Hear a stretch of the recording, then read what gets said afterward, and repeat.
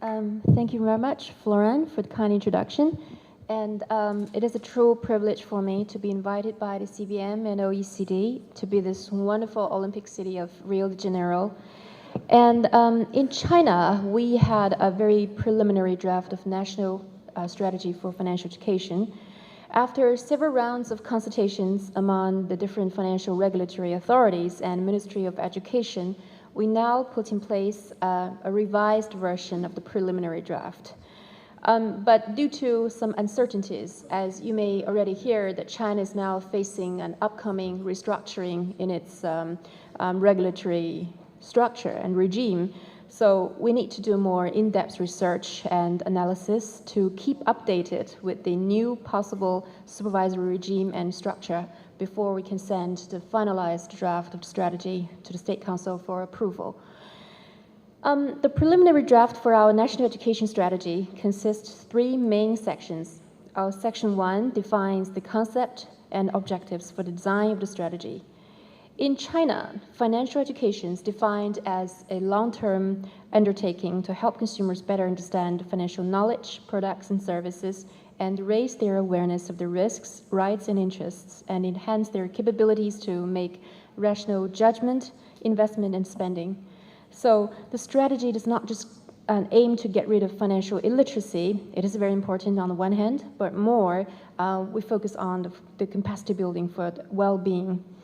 And this is because recent years, China have seen significant changes in the financial landscapes, and the financial products are getting ever more complex and very hard to comprehend. And financial education for us has been set as an effective supplement to the market conduct regulation and push forward the consumer protection to the ex-ante preventative lines. And the section 2 of the strategy summarizes the efforts in the preparation stage for the design of the strategy through case studies. And this section is divided into 2 parts. So part 1 demonstrates the evaluation work before launching the design.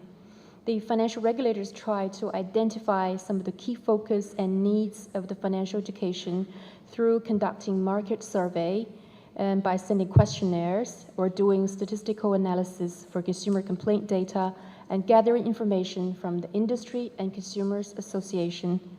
So part 2 of this section outlines some good practices and experience and defines the roles and responsibilities of each stakeholder involved. As for the regulators, from the year 2011 to 2012, the Central Bank of China, the PBOC, and the banking regulators, CBRC, securities regulators, CSRC, and insurance regulators, CIRC, established consumer protection departments, respectively, and doing the financial education work under their own supervisory umbrella ever since then. Here, I will give you a concrete example of my institution. The CBRC established its Public Education Center in the year 2007, which provides the free consultative services through taking phone calls or receiving the visits from the general public, which also gives lectures on financial knowledge to those students and pupils on an irregular basis. And more recently, the public education sector is undergoing a restructuring, and we are setting a new area to demonstrate the achievements in the digital services, the innovative ideas, and use of high-tech in the banking sector.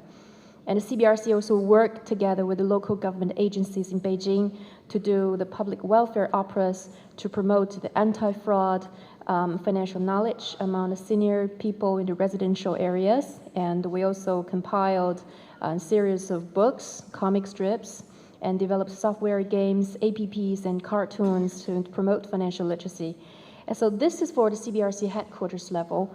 And for the CBRC local offices distributed in the 36 provinces, autonomous regions, and municipalities in China. So each of our local branch office has its own division of consumer protection, and they promote financial literacy on a targeted basis, which is tailor-made to old people, to school students, the military services, to factory workers, to rural migrant workers, and to disabled groups and ethnic minorities. So one of the biggest actions within the whole CBRC system is that since the year 2013, we set September each year as the nationwide financial literacy campaign month. And the key theme will be the financial literacy for all. So each year has its own particular focus. For example, last year and the year before the last, we have the financial literacy programs tailor-made to young people and old people respectively. And well, this year, we give concern to the anti-fraud in the school lending, as well as the audio and the visual recording in the selling zones of all banking outlets in China. So to provide you some facts and figures to illustrate the achievements of our financial literacy campaign month, so take this year as an example. By the end of September, over 200,000 banking outlets in China are engaged in this campaign, and over 65 million consumer inquiries received, and over 85 million brochures handed out, over 100 million SMS sent to give the free risk reminders and warnings to consumers, and over 310,000 publicity films run at the airport or at the LED of the banking outlets, and over 20,000 reports from the media all over the nation. And you see that this is a logo designed by the CBRC after a nationwide consultation among the industry. So this logo was released on the very first day of the National Financial Literacy Campaign Month in the year 2013. And you can see there's a pair of hands here, meaning protection, and then 3 people at the center, because as the famous Chinese saying goes, that 3 people are large enough to be counted as the public. So the 3 people stands for the public. And then a BCP at the top and the Chinese characters at the bottom, both meaning banking consumer protection. And the color green means that vitality and dynamism of this undertaking. So this logo is applied to all the banking financial institutions in their consumer protection work all over the nation. Well, the other 3 financial regulators in China, the PBOC, CSRC, and CARC, all share the similar pattern or experiences or the institutional arrangement. So I will not elaborate in detail one by one. In regard to the industry, all the major 18 banking institutions in China have all set up their consumer protection departments to promote financial literacy. And in securities and insurance companies also try various means to that end, like publishing the column articles in newspapers and magazines, to provide training courses to investors, to sending brochures in the residential areas, or inviting investors to do the field visit and so on. For the industry associations, they issued guidelines for their members in their own line of business and to help guide their education work. The guidelines particularly stress the principles of market integrity and transparency and urge financial institutions to fulfill their obligations of information disclosures. And in the education sector, we have launched a pilot project in some high schools and elementary schools to incorporate financial education into their teaching curriculum. Since early last year, the Yonghegong Elementary School worked together with the CBRC and set up a selective course to teach the financial knowledge to grade 4 or 5 pupils. So one of our banks provide charity fund and volunteers to teach the courses. And so far, this course is very well received by both school administration and the pupils, and is seeking further rollout. While the last section of the strategy draws the roadmap for implementation, which identifies the priorities that need to be addressed and set the targeted group, but especially the vulnerable ones like the little kids, the young adults, the senior people, ethnic minorities, and disabilities. So it is determined that more efforts and resources should be preferentially given to them. The roadmap also attaches importance to further detailed classification of consumers and to develop a gradual, differentiated approach towards the different groups of consumers with different educational backgrounds in different regions and with different culture backgrounds. And then we also attach importance to the regular impact analysis and assessment on the effectiveness of financial education and literacy, including the setting of the assessment criteria, the choosing of the parameters and indicators, to do the peer review, cost-efficient analysis, as well as the way of mobilizing all the possible resources to pull it over. Generally speaking, in China, there is a consensus regarding the increasing awareness of the importance of financial education, and we are happy to see that each stakeholder involved are getting more and more engaged. However, challenges still remain. I would just like to mention a few. First, I think on the regulatory side, there are difficulties in coordination among our 4 financial regulators. And there are still a lot of ambiguities and overlaps in our supervisory functions, which may result in duplication of efforts and waste of resources.